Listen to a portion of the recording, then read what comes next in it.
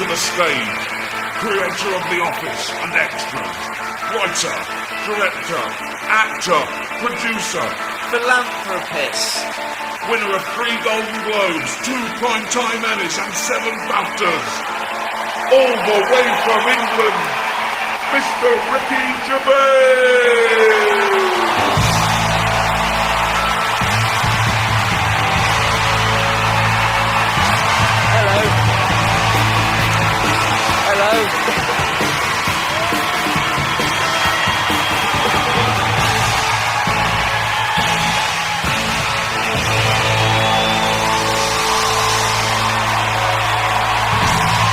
Thank you. Hello, Chicago.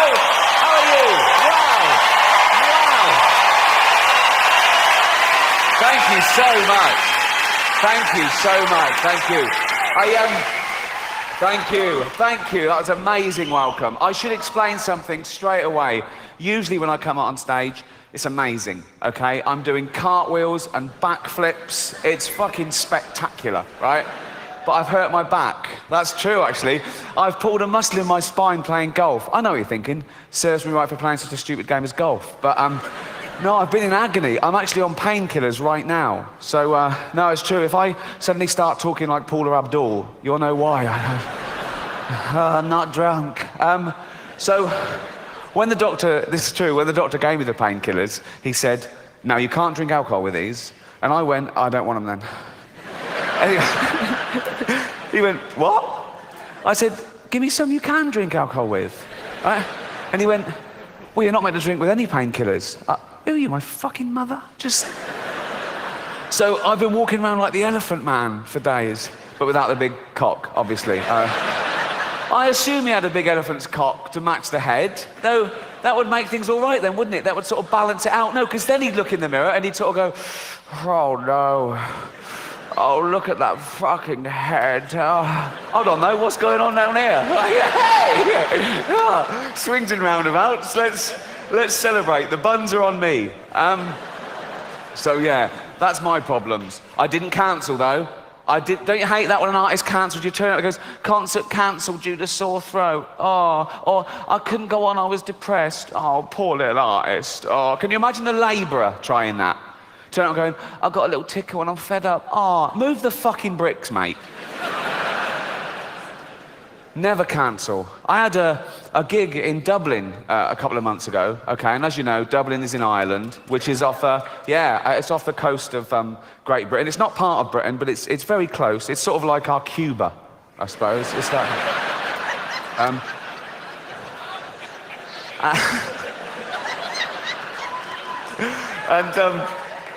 And so, okay, so Dublin O2 Arena, 10,000 seats, sold out well in advance, flights booked, really looking forward to it. A few days before the gig, they start grounding the aeroplanes because there's a volcanic ash cloud over Britain, okay? And if you fly through it, apparently it'll make the plane fall out of the sky. And it was like, that was it. You couldn't fly in that.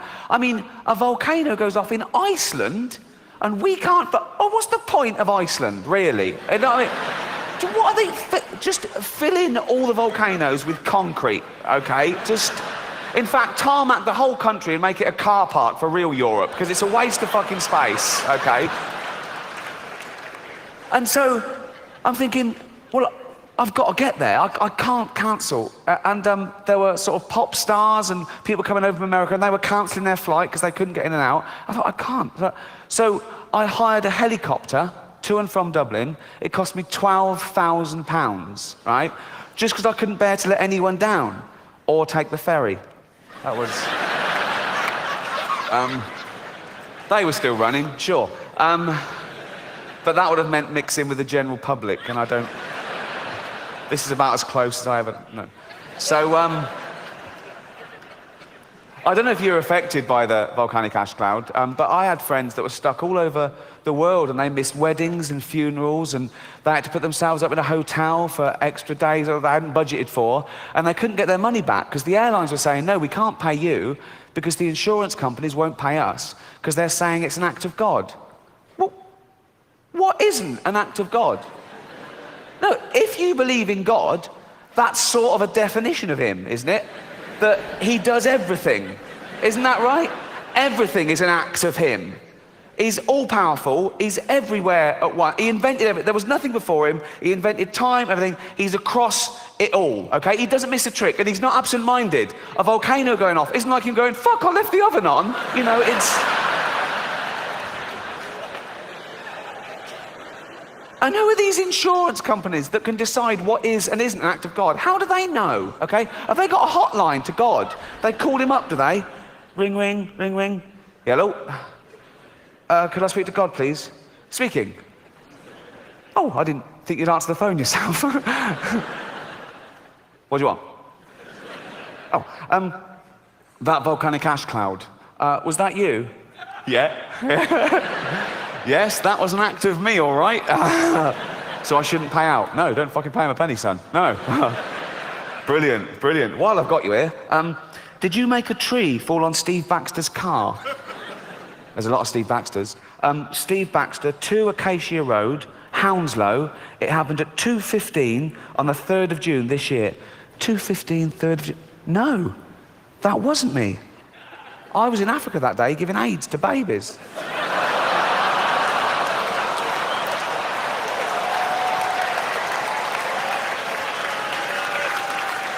He does everything. He does everything. I don't make the rules. And, well, I'm glad I didn't cancel, because it's fantastic to be here. Seeing you at happy, smiley faces, probably feeling very fortunate that you managed to get a ticket to see a living legend. Or am I? Shut up. I know. You lucky fuckers, you really... I'm joking, of course. The pleasure is all mine. Thank you so much for coming out, spending your hard-earned cash. I know there's been a recession on. Someone told me. I hadn't really... Does it still go? I don't... It really didn't affect me, if I'm being honest. Oh, dear. We can laugh about it now. No, come on. I don't understand a recession. It wasn't until last year I found out you could go into your bank and say, can I withdraw my cash? And they could go, no. What? No. Yeah, got it. Well, I've got £50,000 saved. You went. Where is it? Lost it. What? Have you checked the vault? It's empty. What was the point of that? You might as well have kept it in a drawer, you spotty little twat. I hope you enjoy the show. Well, you'll let me know, won't you? If I say something funny, you'll laugh, and I'll go, oh, Will keep that in for the rest of the tour. If I say something that isn't funny, you won't laugh, and I go, I'll lose that bit. So some bits tonight will be exclusive to you. They will be the shit bits, granted. Okay, let's start the show. Let's get on with it. No one wants to be here all night. You can have too much of a good thing, can't you? Like heroin. What? Although too much heroin is death, basically. That's when you know you've had too much. You go, oh, fuck, I'm dead. I've fucked. That's the thing, though, with heroin. You know, try anything once, kids, sure. But know this, right? No. You think, I'll try heroin. I'll just try one. Give me a heroin. Give me one heroin, okay? Just have one. Oh, what's it like? Oh, it's fucking lovely. I want more. I can't just have... It's like Pringles. It's like... once you pop, you can't stop. I think that's how it works. I'm not an expert. Believe it or not, I've never been a heroin addict. No round of applause for that. See? No. See?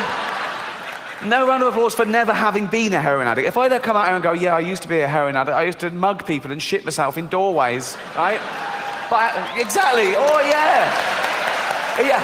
He hasn't done those things for a while. He hasn't done those things that we never did in the first place. Why are you applauding someone for suddenly acting like a normal member of society? It's like I've lost a bit of weight. I've lost about 20 pounds. Exactly. What? No. You're basically applauding me for only eating as much as I need now. I should have always been doing that. I got fat because I was a greedy, lazy bastard. There's no other explanation. And I need people that they come to me now and they go, oh, well done, you look great. But they weren't telling me I looked terrible. They're basically saying I look terrible. No one told me at the time. It was really taboo. I needed waiters to come over and go, fuck off, you've had enough, right? And I've been criticised in the past for having a go at fat people. I've never had a go at fat people. I've only ever pointed out the fact that you get fat if you take in more calories than you burn off. That's simple science. I don't judge them in any other aspect of their life, but that's what happens. You get fat if you take in more calories than you burn off, okay? And that's indisputable, okay?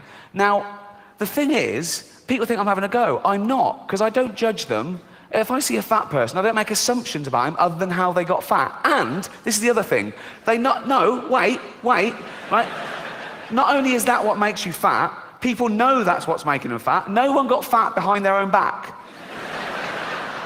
No one and went, what the fuck's that? Okay? It's not a surprise, it's a gradual process. You have loads of time to back out from this project. Also, no one's sneaking into thin people's apartments and injecting their lettuce with 1,000,000 calories. That doesn't happen, okay? They know what's doing. If you go up to a bloke and he's surrounded by cakes and pies, right? And you go, you know what's making you fat, don't you? He doesn't go, is it all the running? He knows what it... But I don't make judgments, okay, other than how they got fat, okay? If I see a fat person, I don't go, oh, he's fat, therefore he's jolly, right? A lot of them are miserable, aren't they? If I see a fat girl, I don't go, oh, she'd be pretty if she lost weight. That's rarely the case, okay? So don't fall for that, okay? A lot of them started eating because they had fuck all to lose. So, no. But there's no stigma attached because people don't even want to use the word fat now because they think it's derogatory. It's a real taboo subject. So they use euphemisms. They go, oh, you know Brenda, the big girl. What, 7 foot? No. Not to. What does she look like? Brenda, you know, she's the one who's clammy even in winter. Just say she's fat. Nothing wrong with it. It's their choice. It's up to you if you want to be fat. It's fine. But they don't. They go, you know, Brenda, she's out of breath just standing up at her desk.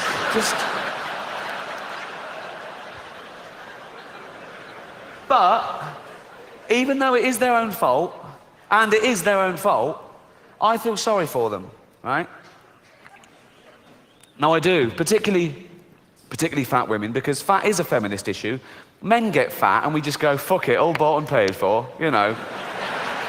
We don't come under the same constraints of society, whereas women are inundated with images of how you should be, size 0 models, this diet, that diet, look like this, keep your man.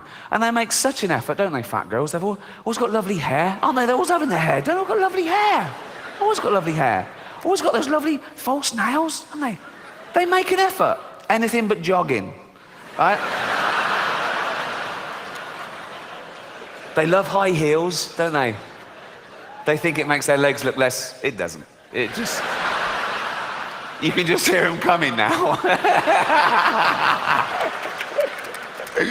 I don't want any fat people to feel uncomfortable at one of my gigs, so next time, buy 2 seats.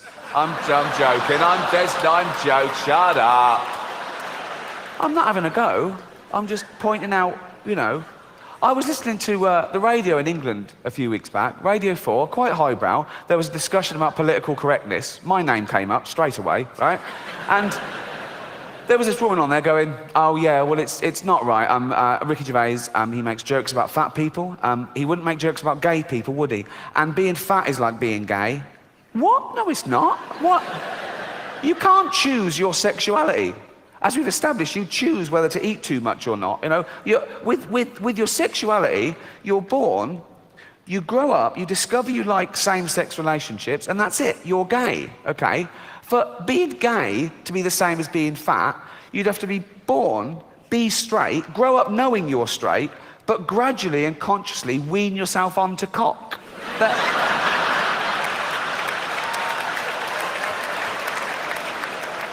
Oh. Happy 16th birthday, son. This is Raoul. Suck his cock. Sorry, father? Suck his cock. 16 now, suck his cock. I'm heterosexual. Oh, with his newfangled words. Suck his cock. Come on. I don't like cock, father. Doesn't like cock. How do you know if you've never tried it? Ah! Suck his cock. Suck one cock. Suck... not sucking it, that's playing with you. Put it in your mouth. Put it... Look, have a go, you might like it. Oh, it's not so bad, is it? I fucking love these. If that happened, then being gay would be the same as being fat, but it doesn't, so it's not, okay? I was on a plane last year, okay, going from New York to LA, okay?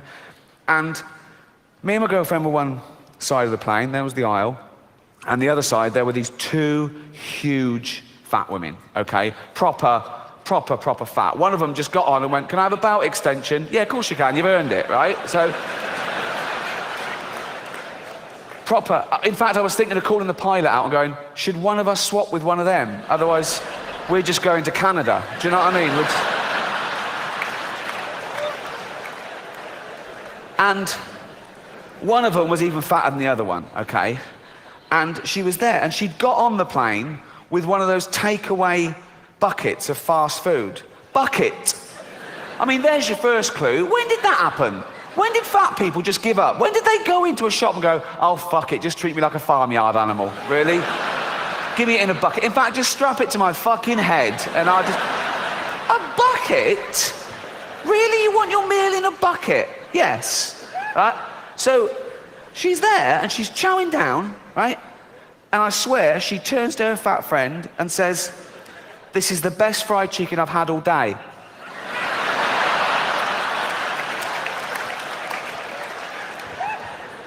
But I'm not having a go. I'm not having a go. No, I'm not. No, I'm not. Because even though it is their own fault, and it is their own fault, I don't know if you know this about fat people, they fucking love cake. They love it. They love it, right? And I blame the food industries, because you go into the supermarket and it's just packed with that stuff. Everything's packed with hydrogenated fats and extra calories and sugar and butter and everything, and they love that, okay? And there's always a big door, isn't there, to a supermarket? It's always, they've got a quadruple door, isn't it? No one's ever been too fat to get through the door of a supermarket, okay? And it opens automatically, so they don't have to waste calories pushing anything. There's just, and it's a good job it opens automatically, because usually it's glass and they can see the pie from down the road and they're in like that. Grazing, right?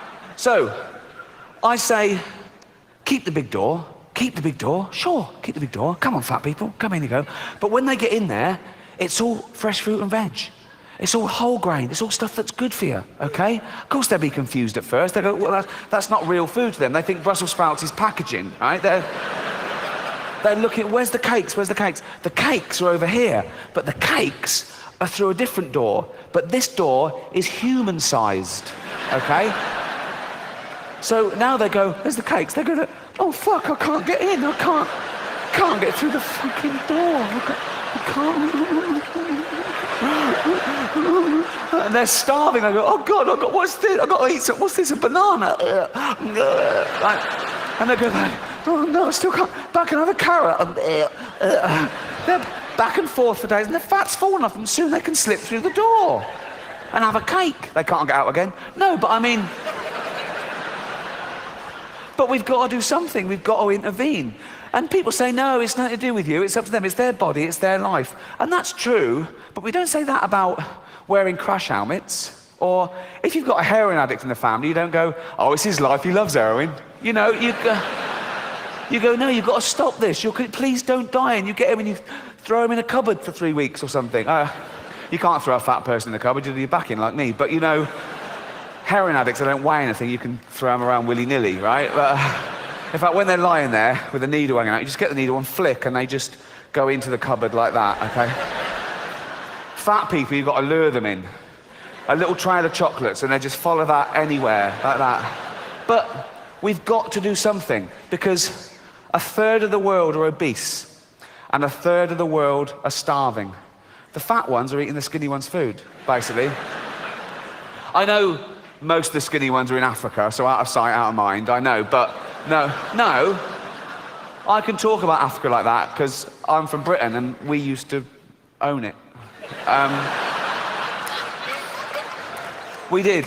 When we had the empire and we ruled the world before you took over, we used to we owned Africa. But then in the 50s and 60s, Africa wanted to be self-ruled. They wanted independence. And they said, look, we'd like to run it ourselves. We went, fine. So gradually we started giving Africa back to the Africans. And by the 70s, it was totally run by the Africans themselves. And of course, in the 80s, we get a phone call. Hello? Hello? Who's that? Africa. What do you want? We're starving. You should have thought of that before you wanted independence. Well, we didn't know there'd be a drought, did we? Drought? I'll give you a drought. This is true. When I was a kid, I was about 10, we had a really long, hot summer, okay? And there was a hosepipe ban. You couldn't water your flowers. We've all suffered. So, that's true, actually. One long hot summer, and the water ran out, and we didn't know what to do. We thought, what can we do? And there was people coming around your house trying to tell you how to conserve water. They were saying things like, when you brush your teeth, don't let the tap just run. You know, put a little glass in it. And they came around, they were putting house bricks in the cistern of the toilet to save water. And there was public information films on the television. There was one advert that was like, it was like an animation, and it was like a couple in the bath. And it said, conserve water, take a bath with a friend. Which I did. I say a friend, he was more a friend of my granddad's. But, no. £10 is a lot to a kid in England. What? He taught me a lot, stuff like, you don't wash it like that, give it here. No, he was a sweet old man. I used to call him Grandad Charlie. He wasn't my real granddad, he was just an old bloke that lived across the road. He used to come round whenever he saw my parents go out, right? And he'd come round, Mum and Dad out, yeah, oh, right, do you want to see a magic trick? Yeah, he'd draw the curtains, right? And he'd close my eyes, okay, and he'd sit down and he'd put a top hat on his lap, like that, right? A magic hat, right? And he'd go, close your eyes, he goes, and feel the magic rabbit. And I used to go up and I used to put, I used to go in, I used to feel the little, that weird little thing it was, didn't have any fur or ears, right? And he used to go, and it was scared stiff, it was terrifying, right? And he made us stroke it, and I stroked it so fast once that it was sick, all down my... Shut up, fuck off. Oh dear, oh. Where was I? Oh yeah, famine. Famine is a problem. Which brings me to this next fad that we need to stamp out. This happened Christmas before last, exchanging gifts with old friends, good friends, quite well-off friends, if I'm being honest. I got them a coffee-making machine from Harrods, top of the range. They loved it. They gave me my present. It was just an envelope. I thought, oh, what's this, vouchers? Opened it up. It wasn't vouchers. It was just a card with a picture of a goat on it. And I said, what's this? They went, oh, our gift to you is we gave a goat to an African family. What? I'm looking at the coffee machine thinking, is it too late to take that back? Is it too... what is it? Oh, we gave a goat to an African family. Did you? Oh. So, I've got fuck all then, basically. I mean, I don't even know this African family. Why would I give them a goat? It doesn't matter. This serves no purpose at all. This is no good for anyone. They're 50 quid down. I've got nothing. The African family's going, not another mouth to feed, right? The goat is going, where the fuck am I? This is shit. A week ago I was gambling around the Cotswolds. There was grass and tourists with nuts and... This is a fucking dust bowl. There's no way that goat wanted to go to Africa. It was basically... No, it was kidnapped. It was abducted. It was put in a sack and bundled on a boat to Africa. Like Roots in reverse. There is no way. They went, do you want to go to Africa? He went, definitely not. No. Oh, come on. Why didn't you want to go to Africa? Lions. Come on. Why didn't you want to go to Africa? AIDS. Well, that shouldn't affect you. It shouldn't. So just be careful with that charity shit, particularly at Christmas. That's when they get you. They give you a guilt trip at Christmas. All the adverts are for charity at Christmas. You're sitting at home, aren't you? Having your Christmas lunch, loads of food, too much food. Probably going to throw a lot of it away, right? And things like this come on the telly. This runs every Christmas day in England. It goes, "Is there an old lady near you, cold and lonely this Christmas?" Yeah, I fucking hate her. Nosy bitch winds me up all year round, okay? I can't wait for the cold weather. There's no old lady near me. She died last year of hypothermia, so result, yeah. Brilliant. The other big one is a dog is for life, not just for Christmas. Right behind that, I'm really into animal welfare. And that's obviously aimed at parents whose kids go, "Can I have a puppy? Can I have a puppy?" And they go, "No, can I have a puppy? Can I have a..." Oh, and they get them a puppy to shut them up, right? And the kid likes it when it's cute. It grows up. The kid gets other interests, gets bored with the dog. They lumber the parents with it. The parents get bored with it. They abandon it. 11,000 pets were abandoned in England last year, which is terrible. And I think, you know, kids should have pets. I think it teaches them life lessons. I haven't got kids of my own, but I've got loads of nieces and nephews, and they've got kids of their own now. And I want to be a cool uncle and give them what they want, but I want to be a responsible one too and not add to the stray problem. But I think I've solved the dilemma. Here's a tip. This is what I do anyway. You've got to wait till Christmas Eve and always go to an animal rescue centre, not a breeder. And I go along to an animal rescue centre Christmas Eve, and I go to the veterinary part, and they've usually got like a runt who's been born sort of disabled with no quality of life, and they're just putting that out of its misery, right? And I go, "No, don't kill that one. I'll take that one." And they go, "It's only going to live a day." Perfect. So, and I run home, I'm going, "Don't die yet, don't die yet." A little bit of Starbucks.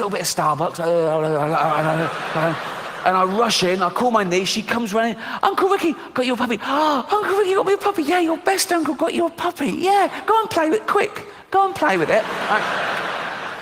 And she takes it to bed with her Christmas Eve, and she sleeps with it. She wakes up, Christmas Day, it's dead, cold, stiff, gone. So, result, not a problem. And they always come down the next day, they go, "Oh, my puppy's dead, my puppy's dead." I go, "Oh, what, the puppy your uncle got you, he did his bit, and whatever happened after that isn't his problem." They go, "Yeah." And I go, "Oh, maybe you rolled over on it in the night." "Oh, did I? Oh, no. Oh, no." And they start going, "I killed my puppy, I killed my puppy." I go, "No, you didn't kill your puppy. Jesus killed your puppy." On his birthday. Because you didn't spend enough on your uncle's Christmas present. They usually buck their ideas up the next year. The other big campaign at Christmas, don't drink and drive. Right behind that as well. A lot more stigma attached to that these days. When I was growing up, it was whether you got away with it or not, but people now know it wrecks lives. I'd be getting in the car when I was a kid with grown-ups, family, and they go, "No, you can't drive, you had too much to drink." And I go, "That's right, I won't get caught." But now that people know that's right, and I've done it once, and I'm not proud of it, I'm fucking ashamed of it. And that was Christmas. I wasn't drunk, but I was over the limit, and I took the car out, and I knew I shouldn't be driving. But I learnt my lesson, because I nearly killed an old woman. And no, in the end, I didn't kill her. In the end, I just raped her.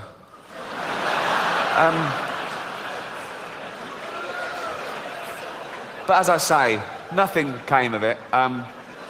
Luckily for me, 1,000 to 1 shot, she had Alzheimer's. So, not a credible witness. Spiders, they're always ready, aren't they? Aren't they always ready for they're always ready for action, a spider. It's always completely fucking ready for action, like that.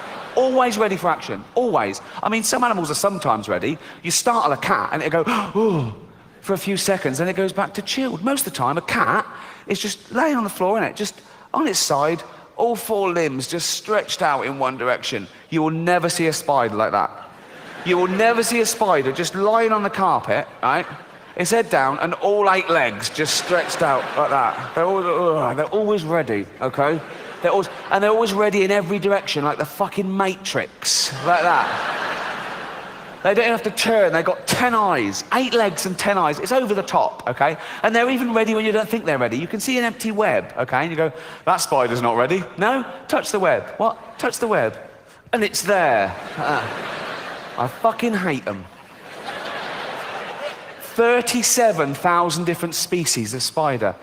37,000 different species of spider. I mean, millions and billions of individuals in each species. And that's just one class, arachnid, of one phylum, Arthropoda. there could be 5 million species of animal alive now on the Earth. Best guess, okay? And that's 1% of all animal species that have ever existed. 99% of all animal species that ever existed are now extinct. And that remaining 1% is 5 million strong. Take one of those species, termites. If we were to weigh every termite alive now, it would be 10 times the tonnage of every human being on Earth. And it's statistics like that that make me think that this book isn't totally accurate.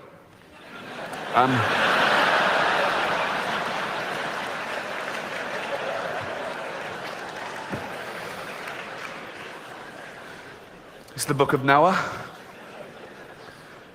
the children's edition. I actually got this awarded to me when I used to go to Sunday school every week. I believed in all this till I was 8. St Agnes Sunday School presented to Ricky Gervais, R-I-K-K-I, like a fucking mongoose, right?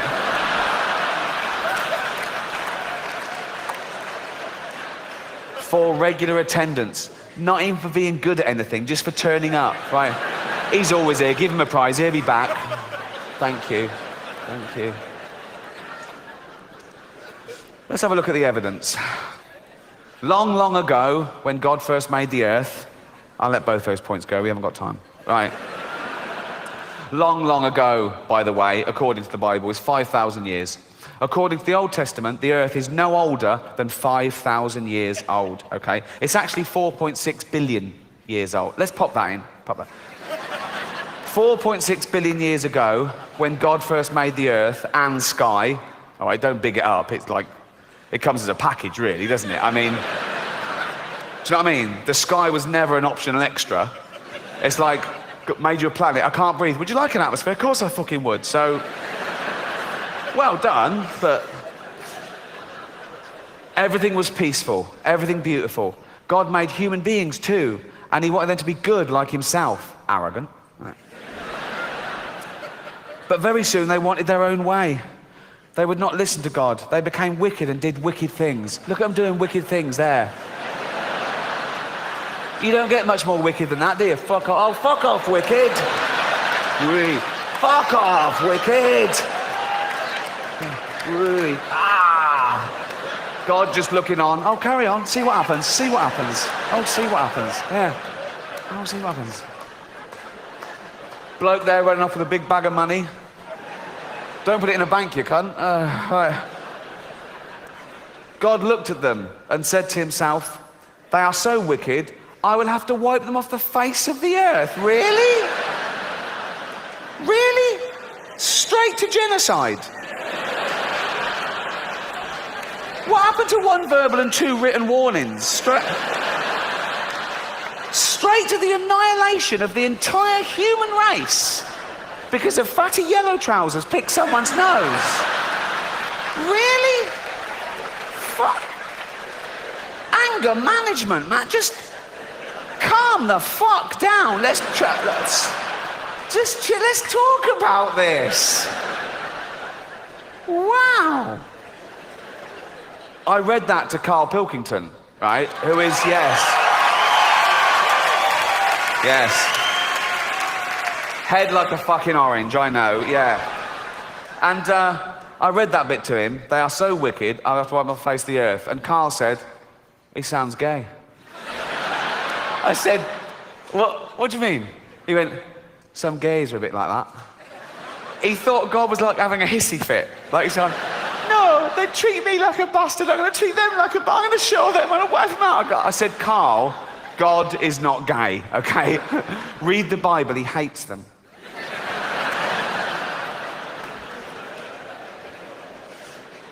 They are so wicked, I will have to wipe them off the face of the earth. And every living thing with them. What's the squid ever done? It's gone mad. What? But he's not gay. God is not gay. But there was one man who was still very good. His name was Noah. He was a friend of God. Just a friend, so don't know. Just a friend. A friend with big hooped earrings.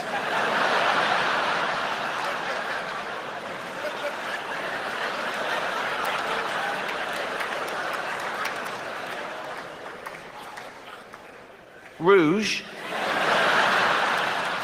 What? What's he doing? He lives in a cave. What's he doing with this? What? Oh, what are you doing? Seeing God.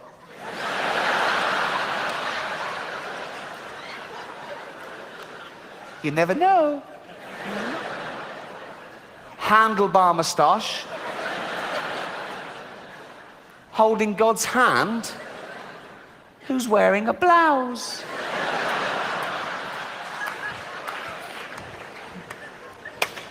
God is not gay. God said to Noah, I am so angry with men.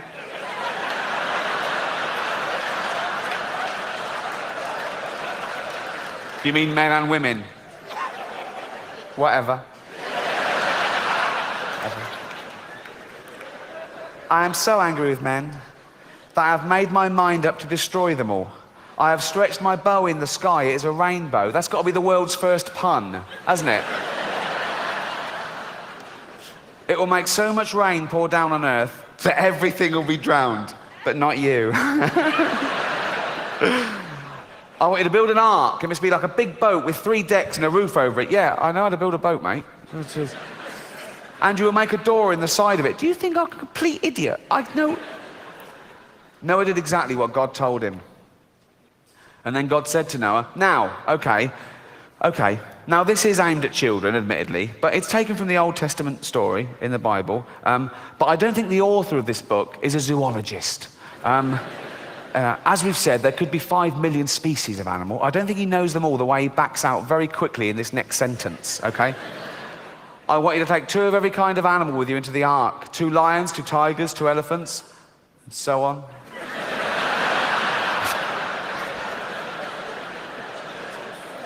What? I've got lions, tigers, elephants, so on.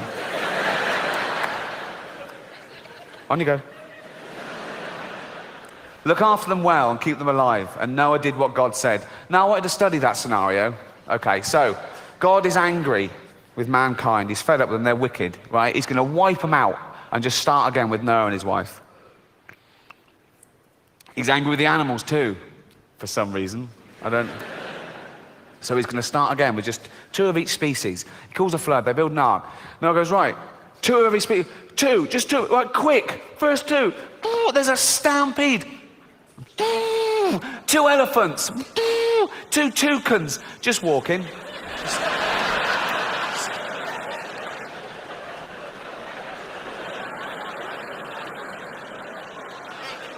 There's no rush. Just strolling, baby. I think this one is a bit more concerned than this one. This one's probably going, should we fly? Nah. No? Nah. I could do this all night.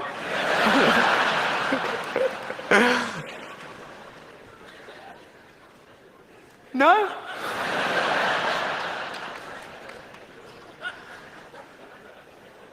Nah.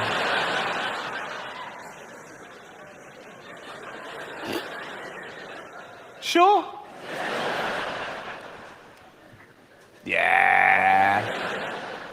I mean, we've got wings. We've got feet as well. Why don't you want to push in? That elephant's looking at me funny.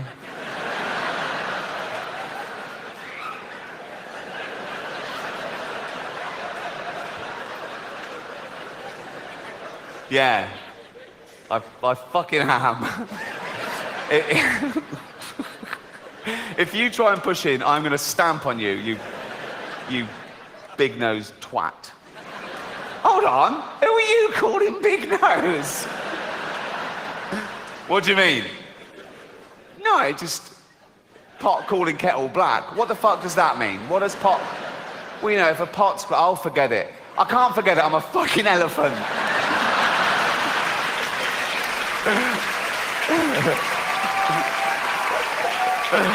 Oh, 2 camels, 2 lions, 2 ostriches, 2 leopards, 2 tigers, 2 zebra. Here's the crux of my point. Just one species on the ark at the moment, the giraffes. They got their first longer legs, okay? 5 million more species to get on there. So 2 of it. So two animals on the ark at the moment, 10 million more animals to go. 10 million more of those, okay? 10 million, okay? As far as 10 million of them to get on there, just 2 on there at the moment. Look how much room they're already taking up.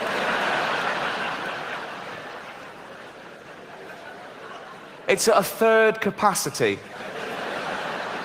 What's it going to be like on there when these 2 fat cunts get on?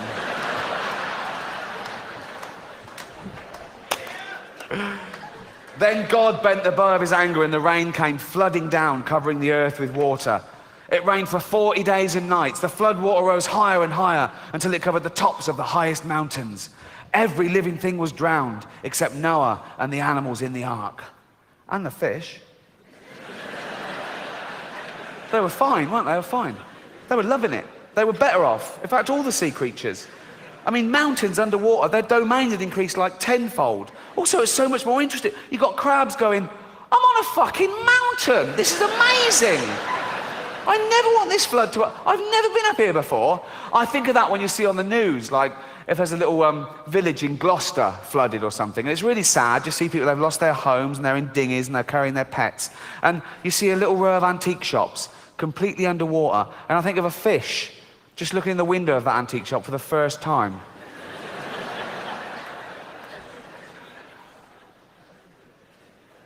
So that's a chaise longue. For 150 days, the earth was covered with water. Then Noah opened the window of the ark and looked out. The water seemed to be going down, but how could he be sure? Well, ask God. You've been chatting to him all the way through. Why are we getting cryptic all of a sudden? He sent a raven out, but it soon came flying back. It could find nowhere to settle. Noah waited another week, and he sent out a dove. Why did the raven lose his job? But the dove came back too. See, the raven wasn't bullshitting. There was still no dry land anywhere. But one day the dove flew out, and why did the dove get a second go and not the raven? Racist.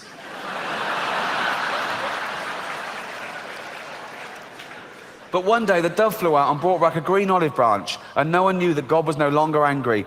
Then God told Noah to let the animals out of the ark. They must once more fill the earth with living things. The first thing Noah did was to build an altar. He offered a sacrifice to God to thank him for saving them. And Noah said, I will make a pact of friendship with you. I will never again send a flood to destroy the earth. The rainbow which I put in the sky will no longer be a sign of my anger, but a sign of peace. It will be a sign of my friendship with men. That is how it is.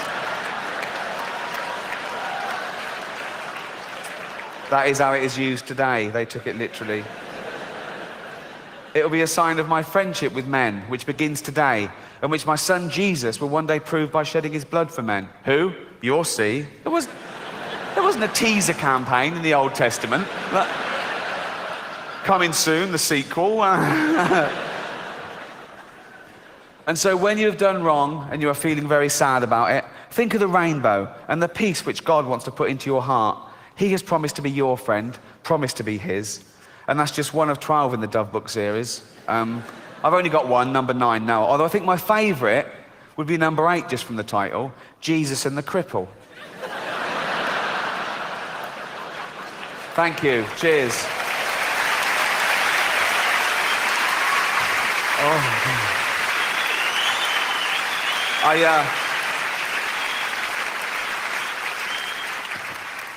I read that whole book to Carl, and he believed it all. Why wouldn't he? It's written down. And I said, Carl, think, how could they get 10 million animals on a boat? Carl went, they said it was a big boat. Yeah, they did, that's true. I said, but they're all part of the food chain. They would have literally had to have eaten each other to survive. Why didn't the lion eat the antelope? Why didn't the spider eat the fly? And Carl said, Because in a crisis, you all pull together. Amazing. I'd love to do a book of his quotes. I love books of quotations. I love just reading them for pleasure. I've got a few of these compilations, and one of my heroes is Winston Churchill. And when I read, "Give us the tools, and we will finish the job," I thought, how inspiring.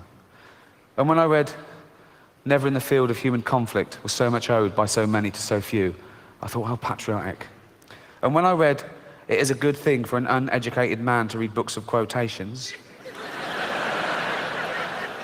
I thought, you cheeky fat git. People always say to me that Oscar Wilde is the greatest genius that's ever lived. Let's have a look at the evidence, okay? Here's one of his. "All women become like their mothers. That is their tragedy. No man does. That is his."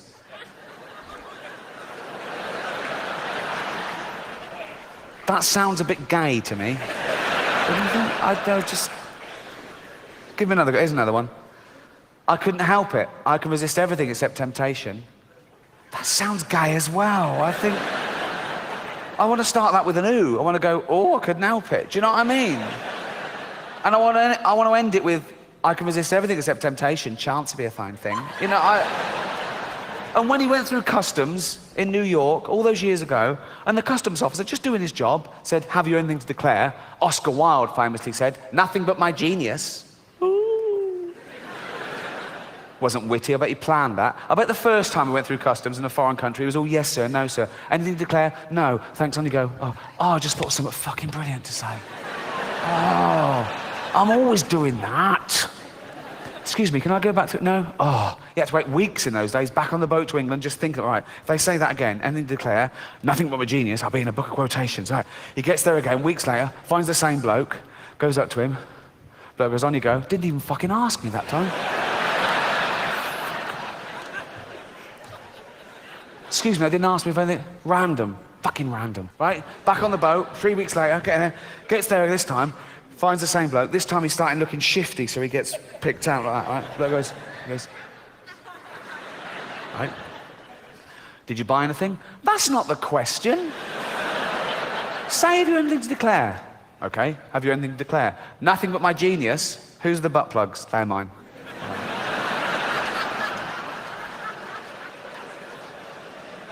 Incarcerated in Reading jail for homosexuality. We've come a long way from it being punishable to total equality, as it should be, of course. In England, the gay age of consent, same as heterosexuality now, 16, and even gay marriage. Although, ironically, the one place that was really ahead of the game fell behind a little at the last election, California. They had a referendum, they put it to the vote, and they voted no to gay marriage. I mean, in California, there's people going, "That's why we moved here." I mean, it's a strange sort of bigotry that you can affect someone else's lifestyle that doesn't affect you back. It's not like they asked a bloke once, said, "Sorry, do you mind if these two men get married?" He went, "No, fine." "Okay, jack them off then." "What? I didn't know that was..." That doesn't happen, does it? That doesn't happen. It's also a strange sort of bigotry because these people that object to that were presumably the same people that said, gay people were immoral and promiscuous, but now they don't want to be monogamous and respectful in the eyes of God. And it must be so confusing to a gay guy in California thinking, that's the bit they don't like. With all the other shit we get up to, it's the marriage bit that must so confuse. They must go to judges and go, "Sorry, can I get the rules straight? What do you want to know?" "I just need to know what we can and can't do." "Ask away." "Can I marry a man?" "No." "Can I fuck him up the arse and give him a little reach round?" "Please."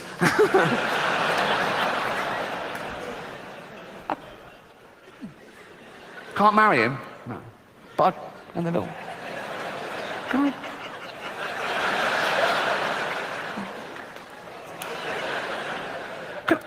Can I pick up a stranger in the bushes and take him home and jizz on him and throw him out in the morning all crusty and homeless?" "Of course you can, yeah." "But I couldn't marry him." "No." No, and don't ask again. "Could I line up 15 men?" I'm just riffing here. "Could I line up 15 men and just jack them off for a laugh?" "If you want, yeah. It would be difficult, wouldn't it, jacking off 15 men at once? It would be like plate spinning, wouldn't it? No. Because you could only do two at once, really. So you'd have these two ready to blow, but then they'd be losing it, and you'd go, fucking hell. Oh, there you go. Oh, fucking hell. Oh. Ain't it knackering? Jacking off 15 men at once. Never thought I'd say that. Oh. Again. No. But it's these people that say being gay isn't natural. Well, it is natural. And I've got a book to prove it. Homosexuality occurs in about the same incidents in the animal kingdom as it does in human society. This is a real book. It's called Biological Exuberance, Animal Homosexuality and Natural Diversity by Bruce Bagamill, okay? The evidence is compelling, and it seems there is virtually no species which does not have its gay community. That doesn't mean like chimps on one particular street wearing leather caps and stuff. It's they sort of spread it out more, really. This is a real book. Can we have the first slide, please? Right, okay.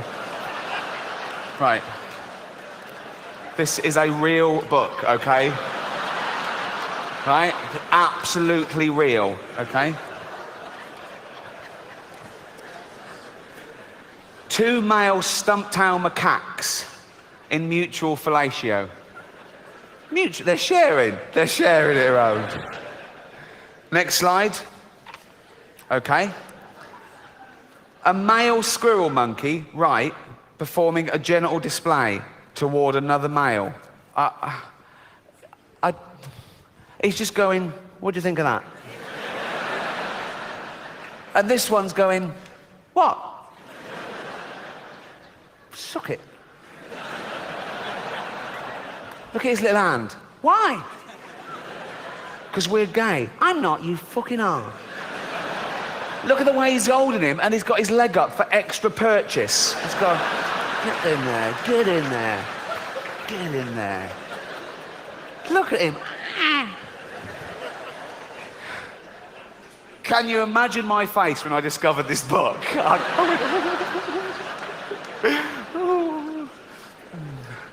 Next slide, please. Okay. A female Olympic marmot mounting another female. Now, I don't know what is in that for either of them. Unless the one on top is wearing a strap-on dildo.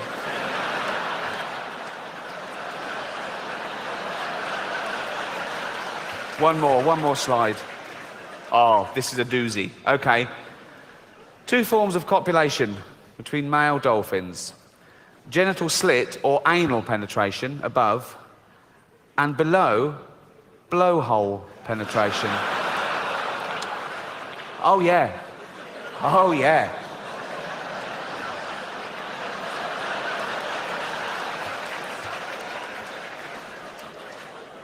Basically,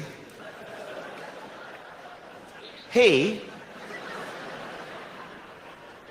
is fucking him in the head. It's in the head. He's fucking him in the head. Like, I have never seen that on any wildlife documentary. Why have I never seen that before? Why are they doing that? Maybe it's not in the wild. Maybe it's in SeaWorld, which is like their prison.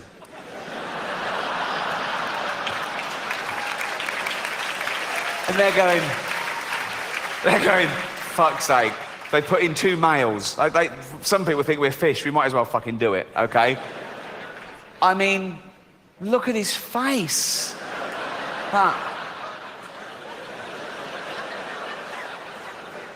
He's going, Dave. What? Could we not do it up the arse like them? No. It's in the head or nothing. Dave, what? What? Dave, I love you.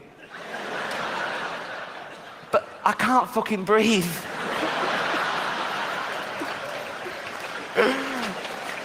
That is a real book. That is a real book. Can we have that? Look. I love the fact that he found like a turkey in drag to show how gay animals can be. The gayest animal in the world. I hope I haven't offended anyone with any of the subject. No, I do. I do. That's not the point. I don't try and offend. If I have offended anyone, and I'm sure I have, I don't apologise. No, I think you should. You have to be able to justify everything you do. And I just think that a comedian should take you to taboo places you haven't been before. Otherwise, you could do it yourself. There's enough anodyne comedy out there, just doing things, obvious stuff that, you know, doesn't make, you know, any difference at all. And there's this spate of comedians saying sorry when they go too far. I just think, you know, you should. They go, oh, sorry, I didn't mean it. Well, you should know better then. There's also a witch hunt at the moment with people saying, oh, is there anything you shouldn't make a joke about? No, there's nothing you shouldn't joke about. It depends what the joke is.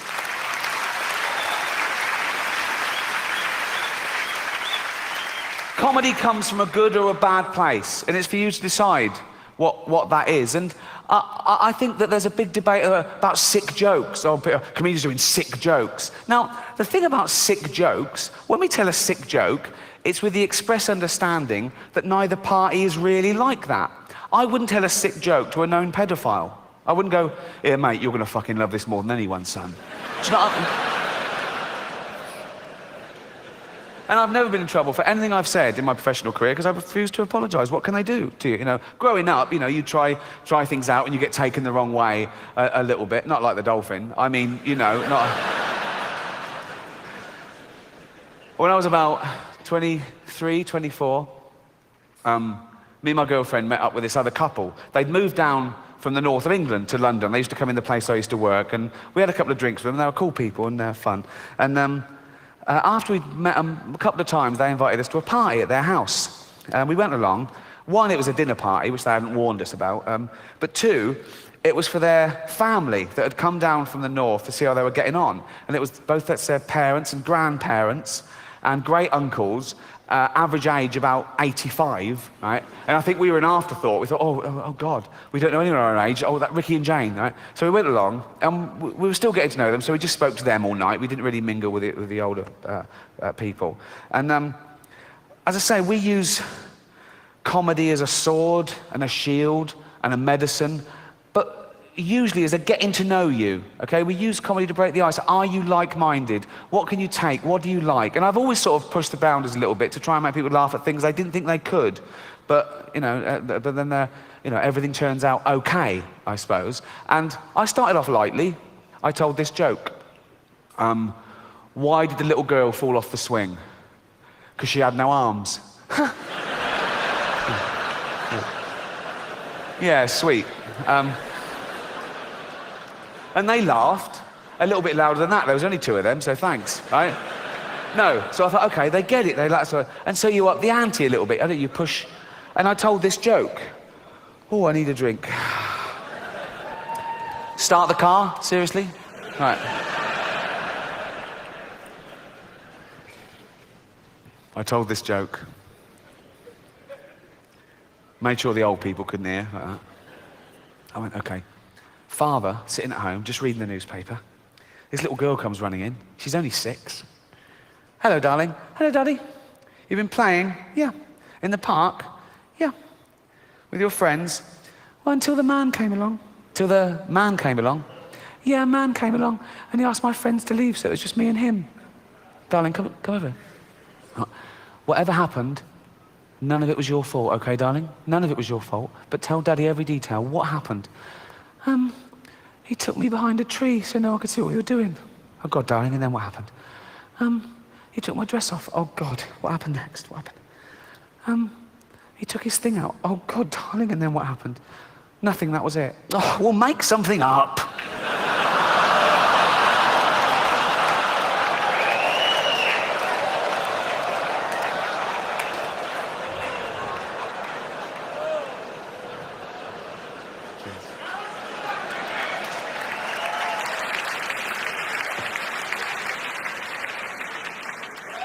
Don't tell anyone that. I want it to be a surprise. So I told that joke, carried on, getting a bit drunk, telling jokes. Eventually we sat down for the meal about 9:45. They put 2 tables together, and the host sat at either end, and they put me in the middle, opposite this very sweet but very deaf sort of 80-year-old man. So conversation was a bit stilted. And after about 20 minutes, Ian, one of the hosts, pipes up and says, "Oh, Ricky, tell that joke." I went, "What?" All the old people went, "Oh, we love jokes. Do you?" I looked at Ian, and Ian went, "Be fine." I went, "Okay." And he got on with his conversation. And so they're all like that. I went,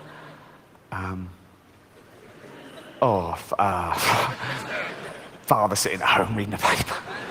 Little girl comes running, told the whole joke, got to the bit, "Well, make something up." They went, silence. I looked at Ian, he went, "Not that one." Thank you so much, you've been fantastic. Good night.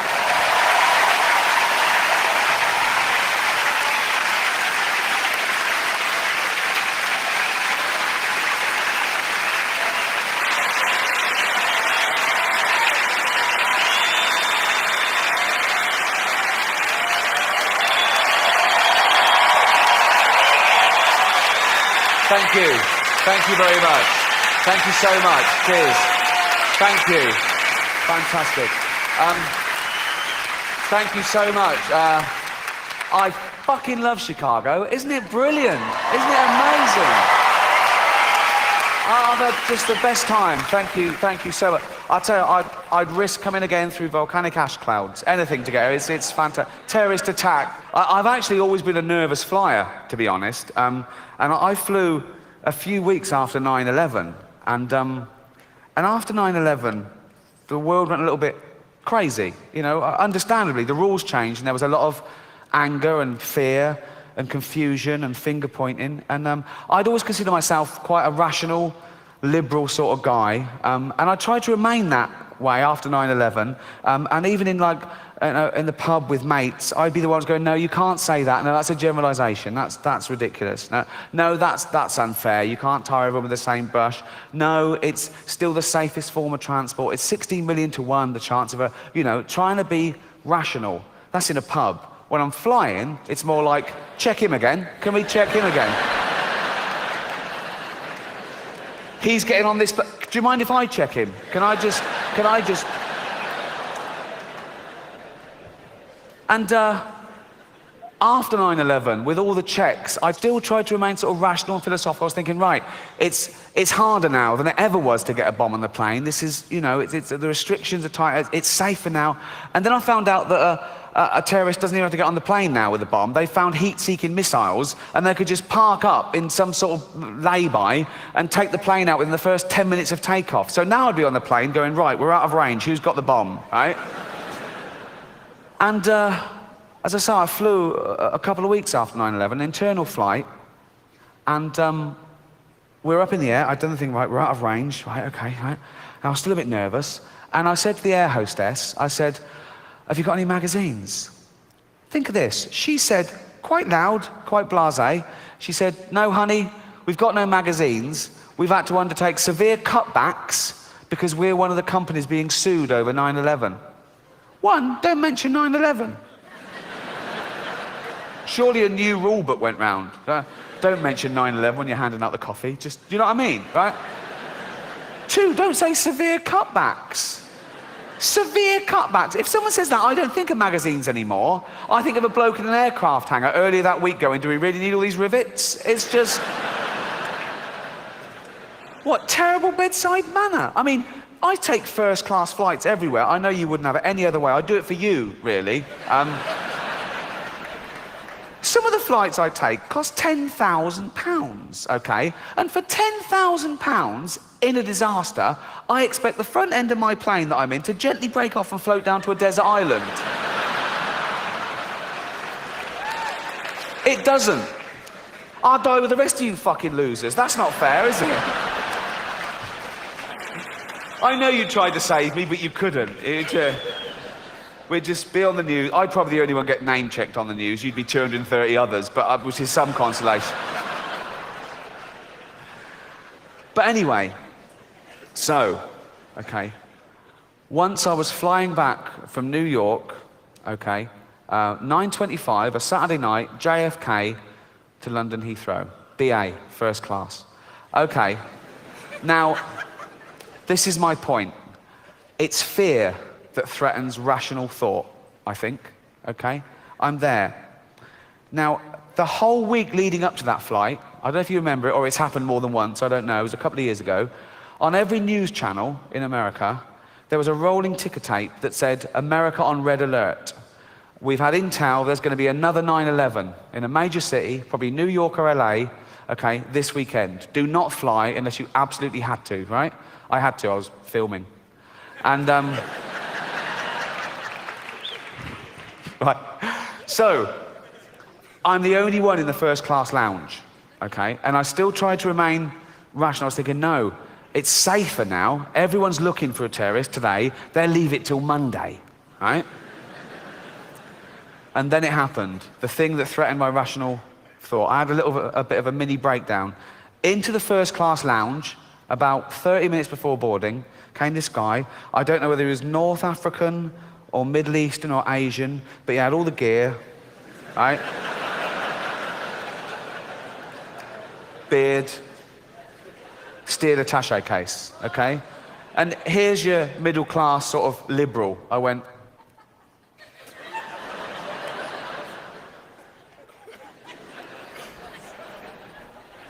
I was suddenly engaging staff in sort of banal conversation, going, flight on time? They're going, yeah, what's the weather like in London? Like they were going to go, it's a bit cloudy, but there he is, right? Didn't happen, so I'm left there, right? And I'm looking over at him, and I'm thinking of all the running up to it, and the week, all the news and everything. But now there's a fight between good and evil, between rational and irrational, okay? This one goes, ooh, that's a suicide bomber. Oh, don't be stupid. Of course it isn't. It is. How do you know? That's what they look like. What? Beard. Don't be stupid, right? Then he makes a phone call, and I couldn't understand what he was saying, but he sounded a bit angry, okay? This one goes, oh, we made a phone call, right? This one, no, you just made a phone call. Yeah, but not in foreign. Right? Oh, shut up, right? He's been checked, like the rest of us, he's been checked. Did they check the beard? Yeah, they checked the beard. Yeah, they checked the beard. Right? And then I'm looking at him, must have been absent-minded with all this going on in my head, and he catches me looking, and he does this. He goes, oh, he knows, right? This one goes, no, he knows why you're looking at him. He's had that sort of prejudice for months now. Stop looking at him. The beard. Yeah, right? But this one starts winning. The fear starts beating all the rational thought in the world. And he was going, no, but it could be. Well, yeah, it could be. Probably not. Well, no. The stats are up today. Yeah, but still, it won't happen. Don't say it won't happen to us. People of 9/11 said it wouldn't happen to them.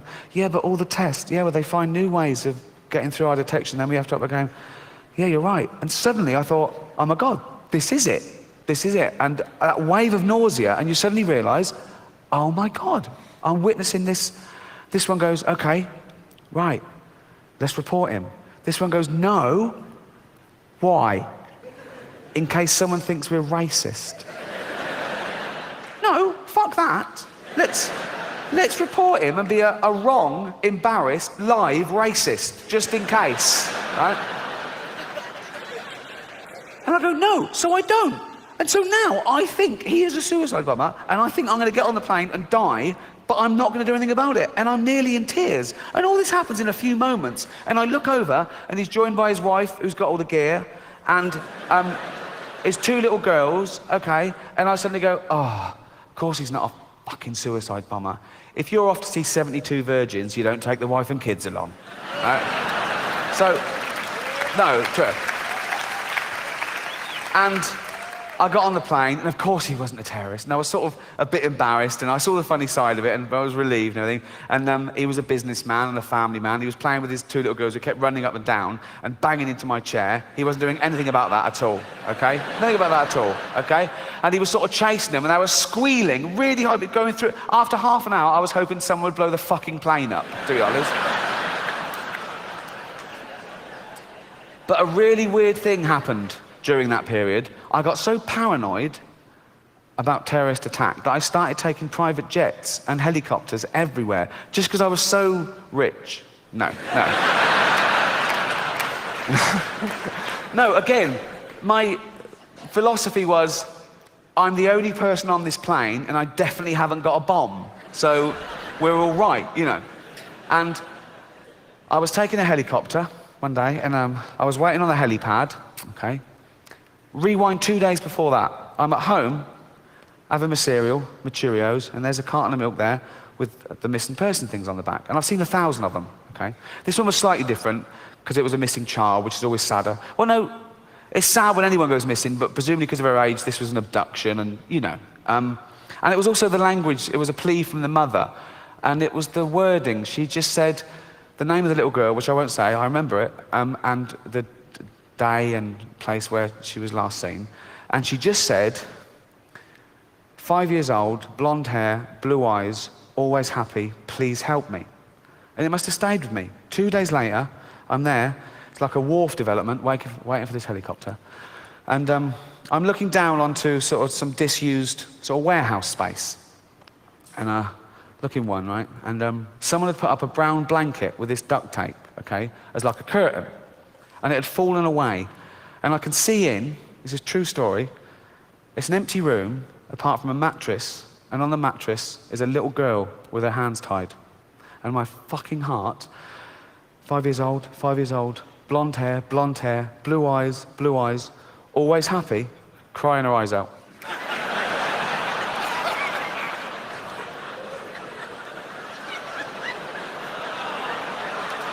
What? It couldn't have been her, I left it. Thanks very much, you've been amazing. Good night, Chicago. Cheers. Thank you. Cheers. Oh, thank you so much. Thank you so much. Thank you. Cheers. Thank you.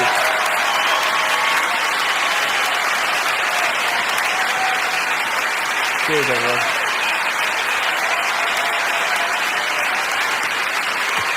Good night, everyone. Thank you.